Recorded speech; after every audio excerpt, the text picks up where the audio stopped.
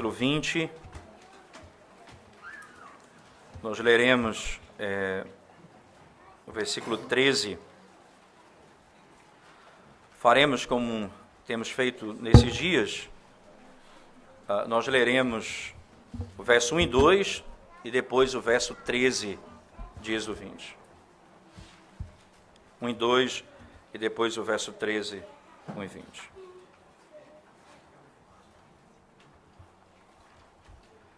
Diz assim a palavra de Deus, irmãos. Então falou Deus todas estas palavras. Eu sou o Senhor teu Deus, que te tirei da terra do Egito, da casa da servidão. Verso 13, não matarás. Amém. Mais uma vez vamos orar ao Senhor. Desvenda os nossos olhos, Senhor, nessa manhã, para que a glória do Evangelho de Cristo se manifeste na tua lei. Em nome de Jesus. Amém. Este é o segundo mandamento da segunda tábua da lei. Primeiro mandamento, primeira tábua, diz respeito à nossa relação com Deus. O segundo mandamento da segunda tábua diz respeito à nossa relação com o próximo. Também. É importante entendermos que a segunda tábua, que fala da nossa relação com o próximo, ela não pode ser separada da nossa plena relação com Deus, no sentido em que, quando a introdução dos mandamentos se manifesta, isto é, eu sou o Senhor teu Deus, que te tirei do Egito, da casa da servidão, e ali ele está tirando Israel da morte. Isto é, Israel é descrito ali como aquele que está sepultado, e ele então é arrancado da morte, assim como Cristo fez conosco na salvação dos nossos pecados. É dito também que ele é aquele que tem a vida, isto é, aquele que tem o domínio da vida. Nós acabamos de ler um texto precioso no livro de Números, em que tanto Moisés como Arão vão na presença de Deus dizer: tu és o Senhor da vida. Tu tens a vida nas tuas mãos. É o Senhor quem tira a vida. O Senhor quem dá a vida. Então esse mandamento, não matarás, ele tem como fundamento o princípio de que a vida pertence a Deus. Não ao homem, mas pertence a Deus. Tem como princípio a verdade de que é Deus quem não apenas dá a vida, mas quem a preserva, quem trata, quem lida com ela. É o próprio Deus. Consequentemente, eu não tenho autoridade sobre aquilo que Deus me deu, sobre a minha própria vida e a vida do outro. De alguma maneira, podemos dizer que o escopo desse mandamento, como diz o nosso breve catecismo, é que a vida em que nos foi dada, que foi dada ao homem de modo claro, é, sem dúvida alguma, uma grande preocupação, uma grande questão para a vida. E o nosso catecismo diz ainda, não é, que nenhum homem é senhor sobre a sua vida. Por outro lado, o mandamento nos exorta como um escopo maior que eu devo cuidar e preservar não apenas a minha própria vida, mas a vida do outro, a vida do próximo.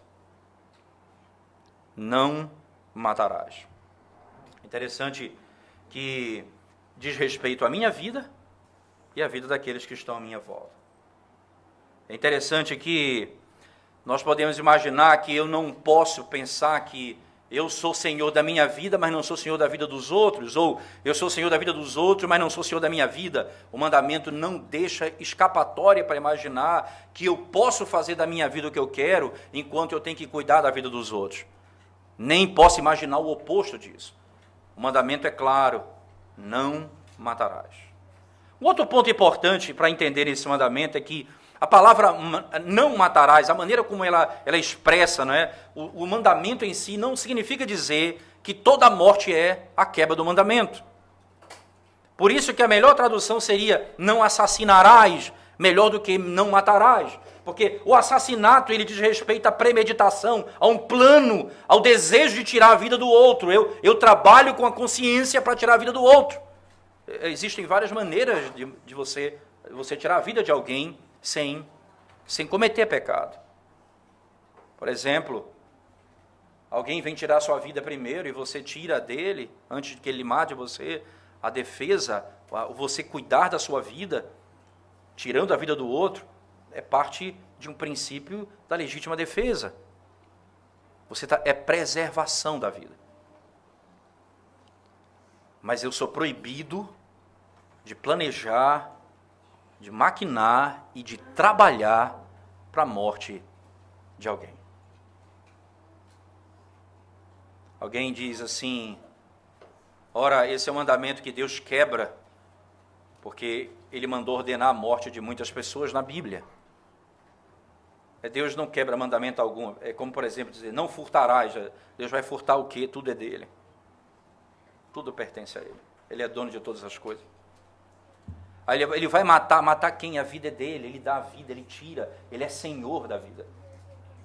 O mandamento diz respeito a eu agir como Deus, isto é, ter a autoridade de Deus. Aí eu não posso.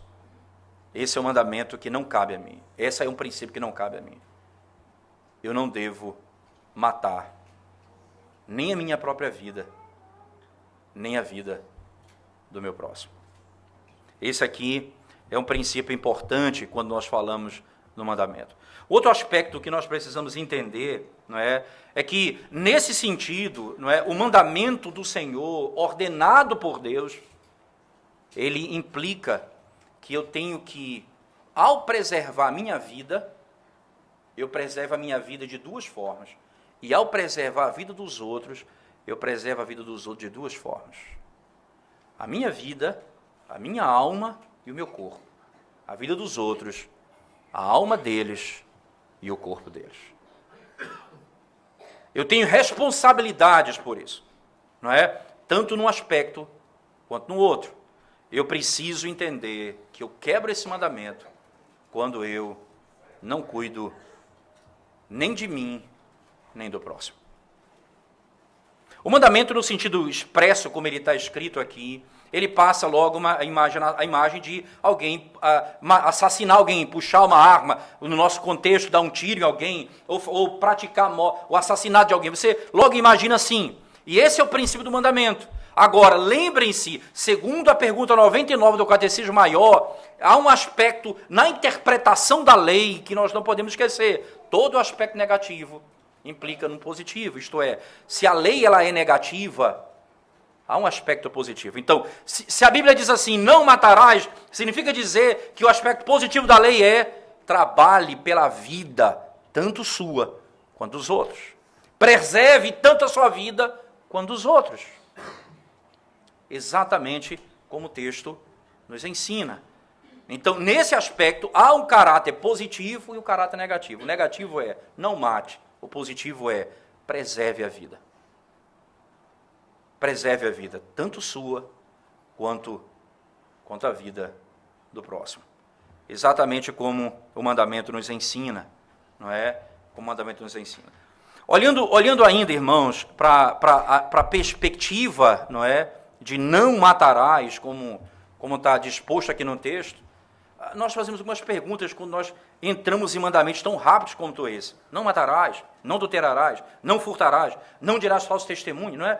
Então, apesar de a informação ser tão curta, surge uma questão. Por que tem mandamento que Deus diz assim, não terás outro Deus diante de mim? Aí outro mandamento, não farás para ti mais de escultura. Aí vai descrever, nem acima do céu, abaixo, não é? Não farás porque Deus amaldiçoará, abençoará. Então ele descreve, lembra dia de sábado para o santificar, e aí não trabalhará nem o teu filho, nem a tua filha, nem o teu servo. Um monte de informação. Por quê? Que tem mandamento que tem tanta informação e tem mandamento que tem quase nenhuma informação. Porque, como dizem os teólogos do século XVII, que interpretam esses mandamentos, ele diz assim, é porque esses mandamentos, eles são melhor compreendidos à própria luz da natureza. Até o animal preserva a sua própria vida. Até o próprio animal preserva a sua própria vida. É algo que é claro, mas, por exemplo, cultuar Deus não é claro. Olha, que existe um Deus, todo mundo reconhece que existe um Deus. Até o ateu que se curva diante da sua própria razão. Há um Deus, mas como adorá-lo? Aí o mandamento vai falar mais, porque os homens naturalmente não sabem como adorar o Senhor. Ora, há um dia que você tira na semana para descansar, mas por que esse dia? Então o mandamento vai descrever mais sobre ele. Mas quando chega nesse mandamento, não matarás, é rápido, porque é do conhecimento, é da natureza das pessoas, preservar a vida.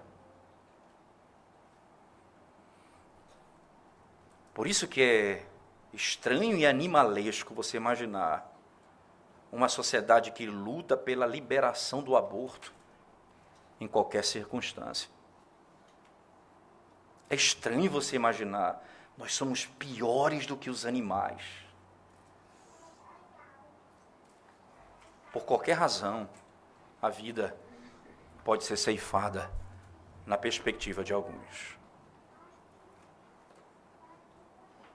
Então, nesse sentido, irmãos, o mandamento dividido dessa maneira, nós entraremos então num outro aspecto importante, que é, esse mandamento também nos ensina que a nossa vida em relação a Deus é mais importante que a minha própria vida. Veja, ora, o Senhor Jesus Cristo, Ele entregou a vida. Ele disse, eu dou a minha vida por resgate. Eu entrego a minha vida para a salvação. Ora, então, entregar a vida para a morte e morrer conscientemente, necessariamente não significa dizer que esse mandamento está sendo quebrado. Porque há um fim. Eu estou fazendo isso por obediência ao meu Pai. O próprio Senhor Jesus diz, se você não amar mais ao Senhor do que pai, mãe ou a sua própria vida, você não é digno de mim. Quando trata da relação nossa e Deus, isto é, aquele que quiser ganhar sua vida, perdê-la-á.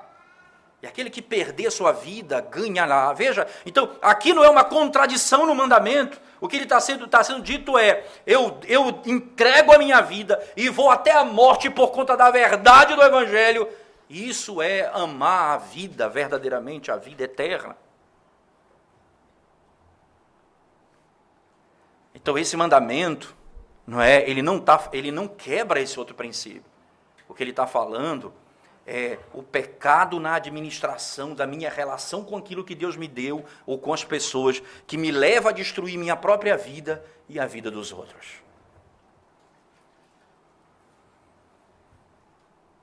Mas eu preciso entender que a minha vida, ela está nas mãos de Deus. E eu preciso gastar a minha vida para o reino de Deus. Eu não posso poupar a minha vida se eu imaginar que eu estou poupando a minha vida para não fazer aquilo que Deus me ordenou fazer.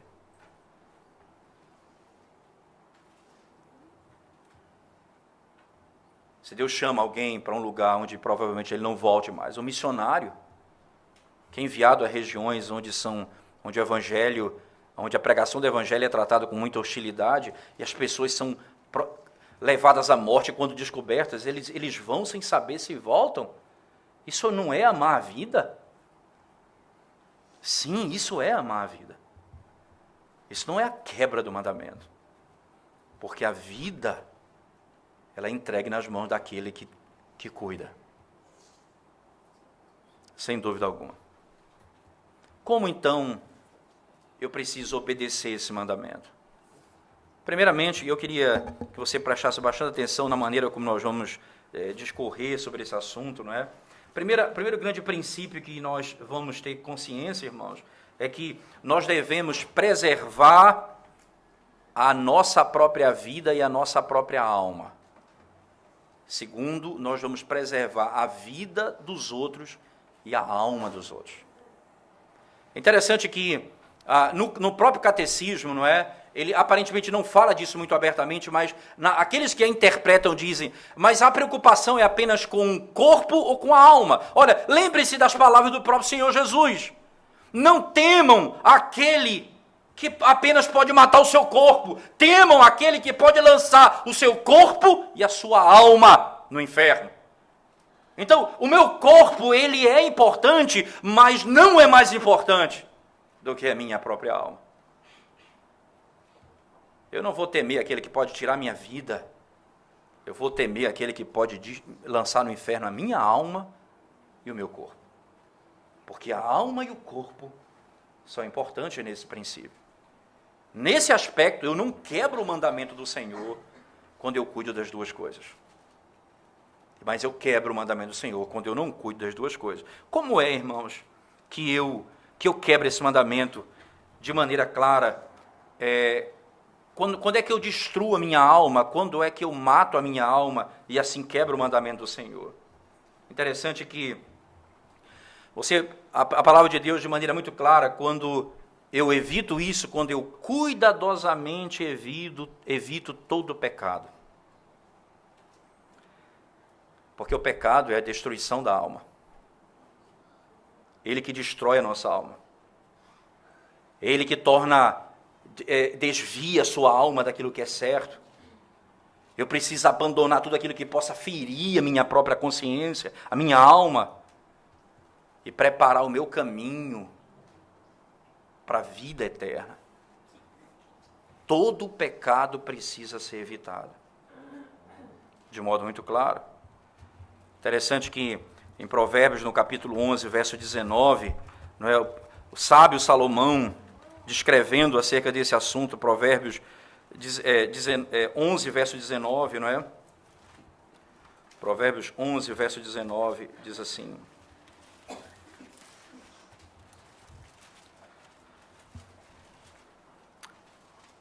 tão certo como a justiça conduz para a vida, assim o que segue o mal para a sua morte o faz. Tão certo como a justiça conduz para a vida, assim o que segue o mal para a sua morte o faz. Aquele que segue o mal, aquele que segue o pecado, faz isso para a sua própria morte. E o que é isso, senão a quebra do mandamento do Senhor? Não matarás. Eu estou seguindo o caminho da morte.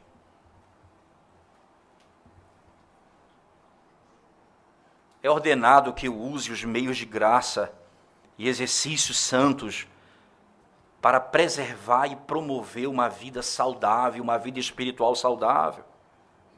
Eu preciso fazer isso. Ora, quando eu negligencio a vida de comunhão, de oração, de leitura da palavra, eu estou morrendo a cada dia. Eu estou abrindo espaço para o pecado, eu estou abrindo espaço para a entrada da iniquidade no meu coração, e assim enveredando pelo caminho da morte. Enveredando pelo caminho da morte. Importante entendermos, irmãos, que eu preciso comer a carne, o pão e beber do sangue espiritual de Cristo. Eu preciso me alimentar da palavra.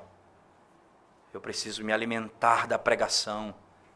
Eu preciso me preparar para essa vida. Eu preciso armar a minha consciência, a minha alma contra as ciladas do maligno. E quando eu não faço uso desses meios, irmãos, eu estou destruindo a minha própria alma. Destruindo a minha própria alma. Óbvio, o mandamento não só fala acerca da minha alma, eu não matar a minha alma, mas fala também de não matar o meu corpo, certamente. Então, eu sou ordenado, não é? Obviamente, como já falamos no início, a autodefesa, é óbvio que quando alguém vem tirar a nossa vida, eu posso me livrar da morte matando alguém, é possível que eu faça isso, e não quebrando o mandamento do Senhor, mas é importante que eu entenda que eu não posso tirar a vida de alguém se não for por esses princípios. É importante entender que fora desse princípio eu quebro o mandamento de Deus. Uma hipótese, não é? Um indivíduo vem, leva um objeto meu, um celular, ele dá as costas para mim, e eu tenho a oportunidade de matá-lo, eu vou e tiro uma arma que eu não deveria ter, atiro e mato o indivíduo. Foi o que eu disse com aquela minha ação. O meu celular vale mais que a vida dele. Eu quebrei o mandamento de Deus. Seja o meu carro, que seja o que for, que ele seja preso, que ele pague por seus erros, mas eu não posso tirar a vida dele simplesmente num entendimento de que aquele objeto vale mais do que qualquer outra coisa. Uma sociedade em que as coisas valem mais do que as pessoas. Mas é verdade também, é que eu preciso dizer, que numa sociedade como a nossa, em que um ladrão que vem roubar o celular pode matar você também, porque para ele a sua vida vale menos que o celular que ele quer roubar. Se você fizer alguma reação, ele mata você e leva o celular. O importante é o celular.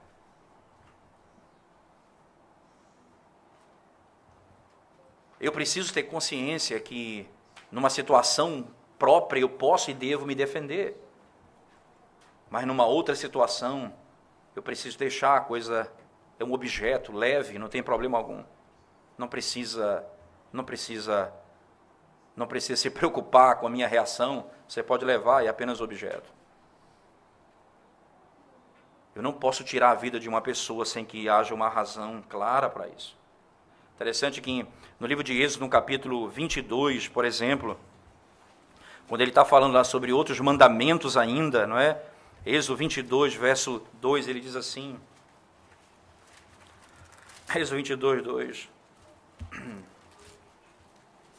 22, 1 em diante, diz assim, se alguém furtar boi ou ovelha, e o abater ou vender, por um boi pagará 5 bois, e 4 ovelhas por uma ovelha.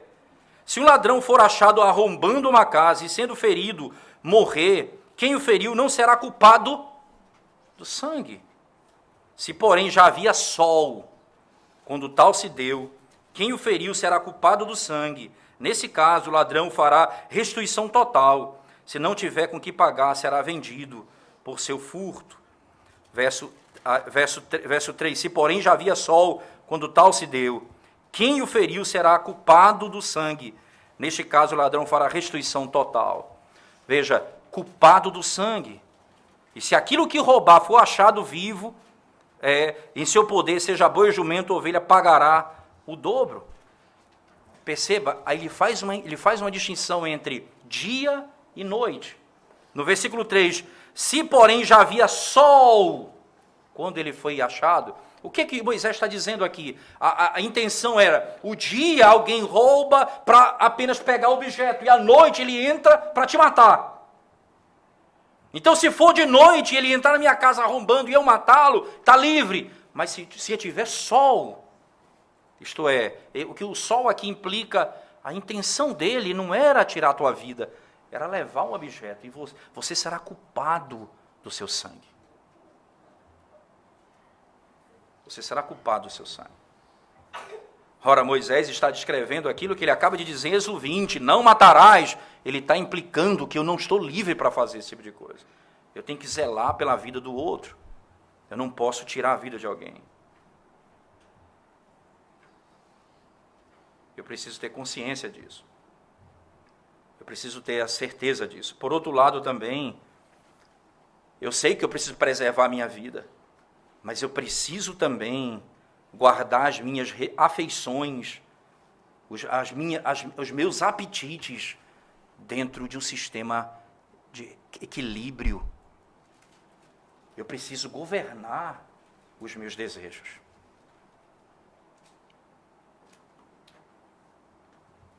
O mandamento chega a falar, por exemplo, trabalhar muito e descansar pouco. Trabalhar pouco e descansar muito.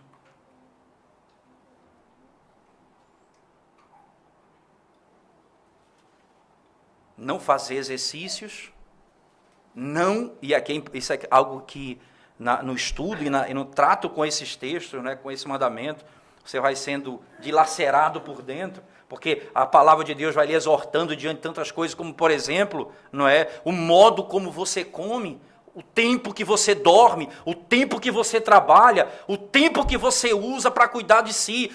Se é exagerado é pecado, se não faz é pecado também. Tudo é feito para a preservação da vida. Quando eu não faço, quando eu não cuido, eu estou quebrando o mandamento de Deus. Porque eu estou trabalhando para a morte. Eu estou tirando a minha vida. Nesse aspecto, o Senhor nos ordena: não matarás. Eu preciso entender que há um equilíbrio em todas as minhas ações, não é? Em todas as minhas ações. Por exemplo, no livro de Provérbios ainda, 17, verso 22, Provérbios 17, 22 diz assim a palavra de Deus: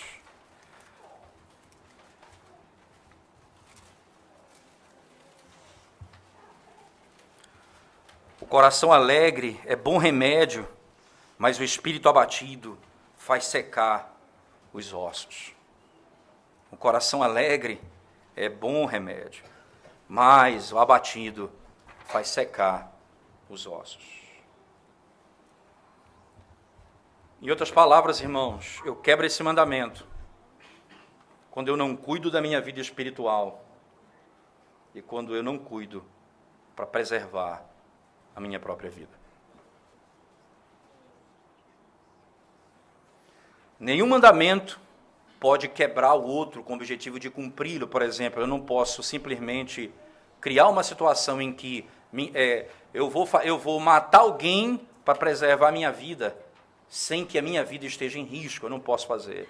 Assim também, eu não preciso agir naquilo que Deus me deu, nos benefícios que Ele me deu, de modo destemperado. Eu preciso ter equilíbrio nas minhas ações, para que eu preserve a vida. Interessante. As pessoas, muitas vezes, elas fazem as coisas com as intenções erradas, por exemplo. As pessoas se cuidam, não é? Elas cuidam. Hoje a doença da nossa geração é a vaidade. Mas isso é um princípio o medo de envelhecer. O medo ou querendo ter uma velhice saudável, não é verdade? As pessoas pensam nisso. Mas isso pode ser pecado se a sua intenção não for obedecer a Deus. E se for obedecer a Deus, você não pode colocar a sua vida em risco com o objetivo de se sentir melhor. Não coloque a sua vida em risco para poder se sentir melhor. A sua vida precisa ser vivida para a glória de Deus, de tal maneira que ela precisa ser equilibrada nesses aspectos. E você precisa se expor a um risco quando a sua vida estiver em risco. Não se expor ao risco quando a sua vida não está em risco. Não troque nenhum tipo de pensamento vaidoso nesse mundo com risco de vida, porque a tua vida ela está sendo colocada debaixo. Consequentemente, o que é uma aparente guarda do mandamento é a quebra dele, porque eu estou expondo a minha vida à morte, quando não é necessário, de forma alguma. Tanto na alma, quanto no corpo. Esse é um mandamento que nós precisamos cuidar, com certeza. O que é me ordenado com respeito aos outros? Ora, não apenas a mim, na minha alma, não apenas ao meu corpo, mas também à alma dos outros e o corpo dos outros. O que eu tenho de fazer pela alma dos outros e pelo corpo dos outros? Interessante, irmãos, que de modo muito claro, não é? A palavra de Deus nos ensina que se eu vou zelar pela alma dos outros quando eu dou bom exemplo de uma vida santa para os homens. Uma vida de um exemplo ruim, de uma prática pecaminosa, leva os outros à destruição da sua própria alma. ao desprazer. Eu quero servir ao Deus desse irmão, não. Eu não quero. A alma dele é amargurada, porque a sua vida leva os outros à morte. O seu exemplo destrói a vida dos outros. E eu preciso, quando eu faço isso, eu quebro o mandamento do Senhor. Eu quebro o mandamento do Senhor. Como é que eu preservo a vida dos outros? A alma dos outros, não o corpo, mas a alma.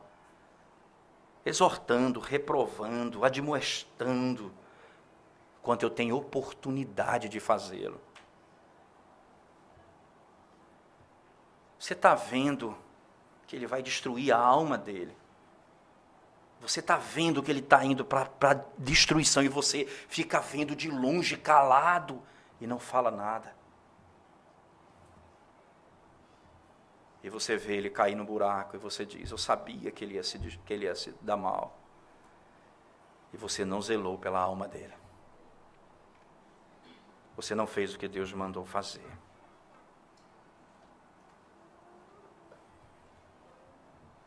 Veja o que é que o pecado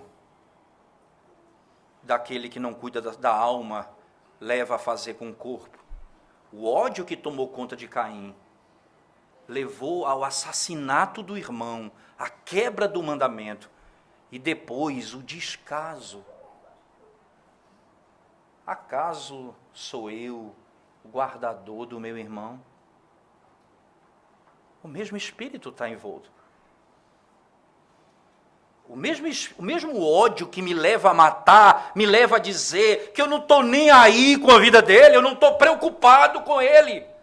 Acaso sou eu o guardador do meu irmão? O mandamento do Senhor me diz, zele pela alma do teu irmão. Cuide da alma do teu irmão. Avise ele, exorte o teu irmão.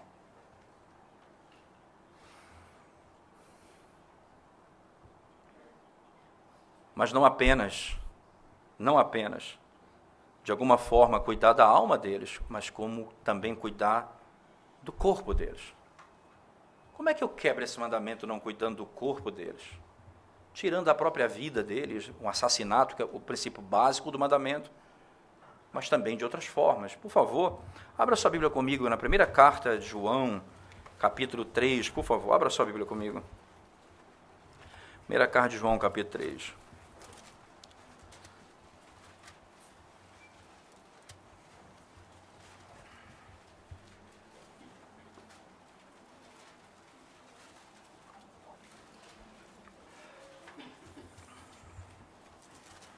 A partir do verso 12 diz assim,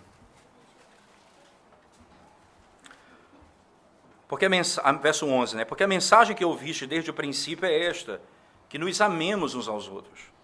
Não segundo Caim, que era do maligno, e o assassinou a seu irmão. E por que o assassinou? Porque as suas obras eram mais e as de seu irmão justas. Irmãos, não vos maravilheis se o mundo vos odeia. Nós sabemos que já passamos da morte para a vida, porque amamos os irmãos. Aquele que não ama permanece na morte.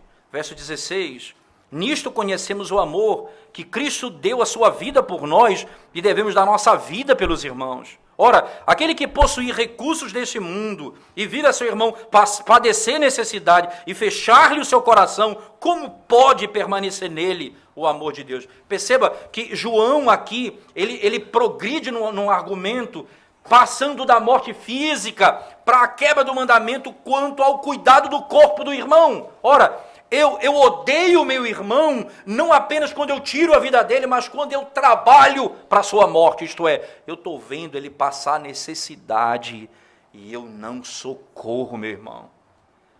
Eu trabalho para a morte. Eu trabalho para a morte.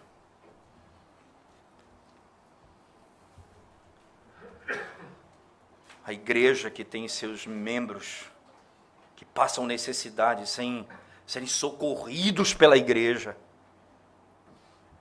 é uma igreja que prega a vida e trabalha para a morte.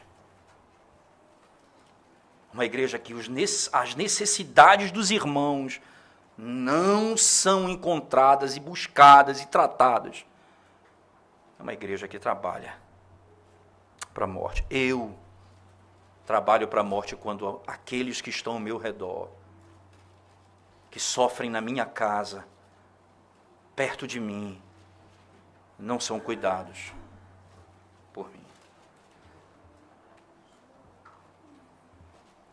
É ordenado também, e isso é um princípio claro, que eu tenho que proteger e defender o inocente contra a violência injusta. De acordo com o poder que me foi dado, obviamente. Se eu não tenho poder de fazer, e Deus vai cobrar daqueles que foi dado o poder para cuidar dos que sofrem e não cuidam. Que fazem leis injustas, que criam leis para matar os que ainda não podem se defender. Esses serão um dia no juízo, se encontrarão com Deus da vida. E contra esses a segunda morte terá pleno domínio, e não haverá esperança para eles. Porque tinham o poder de defender os que não tinham condição de se defender, e não defenderam. Não pode preservar a vida. Não é que não pode preservar a vida, eles não querem preservar a vida. Ora, quem é a favor da constituição ou do casamento entre pessoas do mesmo sexo é contra a vida.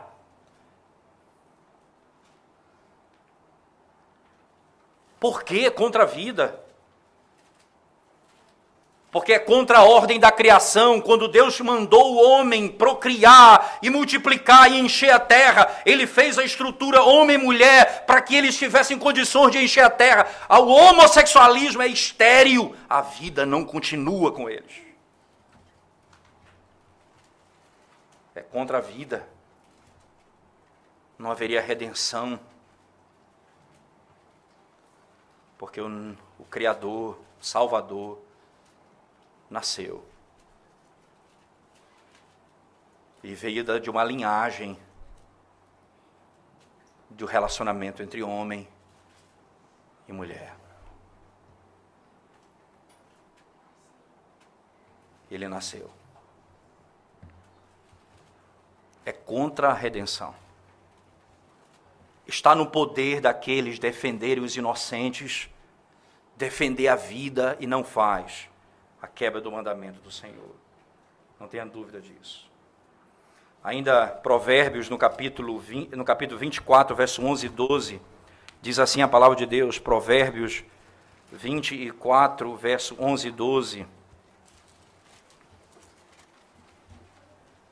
Livra os que estão sendo levados para a morte, salva os que cambaleiam indo para serem mortos. Se disseres, não soubemos, não o perceberá aquele que pesa os corações, não saberá aquele que atenta para a tua alma, e não pagará ele ao homem segundo as suas obras.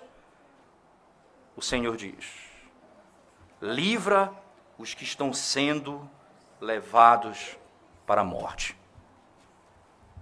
É meu dever, é dever daqueles que Deus revestiu de autoridade para fazer. É dever da igreja. Livrá-los das tiranias, livrá-los do poder daqueles que querem destruí-los e levá-los à morte. Como já falamos, é meu dever cuidar do outro, também dando a ele o necessário para viver. Manifestar afetos, ser pacífico, cortês, manter conversações santas, comportamentos dignos, é meu dever. Quando eu faço isso, eu estou zelando pelo bem do outro. De modo muito claro. E eu não posso pensar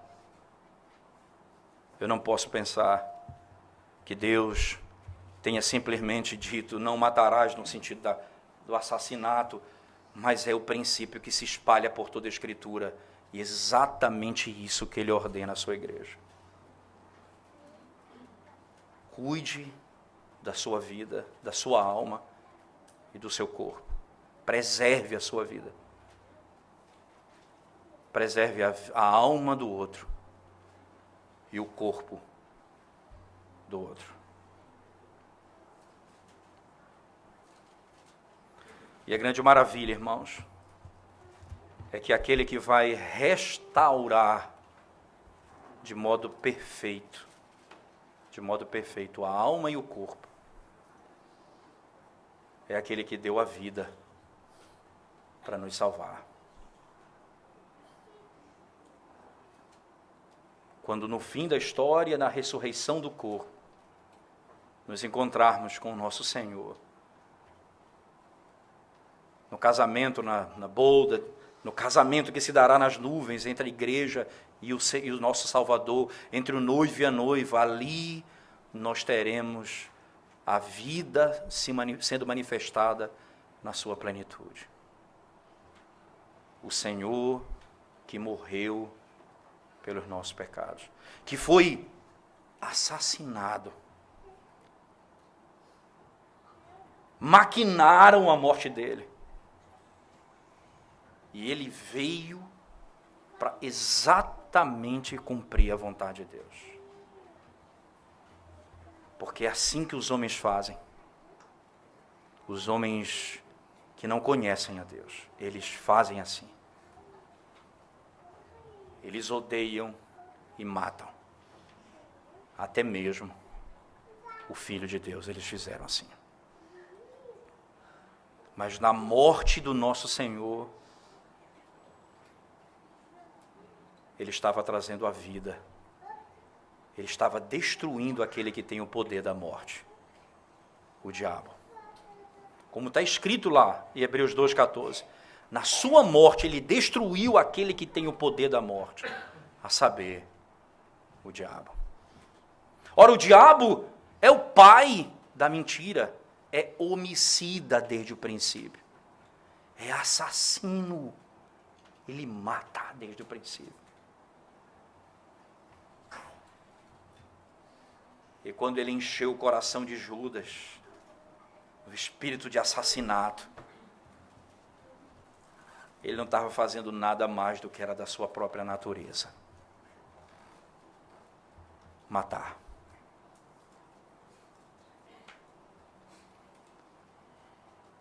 Para que nós tivéssemos vida, e vida em abundância. Nós não devemos usar a nossa vida desequilibradamente, tanto a minha como a vida dos outros, no pecado, mas eu devo gastar a minha vida como Cristo a sua. Eu preciso entregar a minha vida como Cristo entregou a sua. Eu preciso oferecer a minha vida como Cristo ofereceu a sua. Para a glória de Deus. Na alma e no corpo. E dessa forma, nós cumprimos o mandamento do Senhor. Porque o oposto desse mandamento, não matarás, que tem como base o ódio, é amarás ao teu próximo como a ti mesmo. E João, ainda escrevendo, disse: o amor se manifesta nisto, tendo Cristo dado a vida por nós, nós devemos dar a vida pelos nossos irmãos. Isto é, eu vou gastar a minha vida para o bem do meu próximo. Esta é uma razão para morrer. Outra é pecado. A única razão em que minha vida e que minha morte será exaltada e será glória para o meu Deus é quando nós morrermos para a glória dele, no serviço dele, para o bem dos outros, não por conta da nossa própria iniquidade. Não por conta da nossa própria iniquidade. Mas louvamos a Deus, sem dúvida alguma, por a única razão em que esse mandamento será e foi obedecido perfeitamente. Foi por aquele que cumpriu toda a lei de Deus, Jesus Cristo. Ele nunca quebrou esse mandamento. Nunca quebrou esse mandamento. E ele morreu, assassinado por aqueles que pensavam que estavam trazendo mal e destruindo a vida dele. E ele estava trazendo salvação ao mundo por meio da sua morte.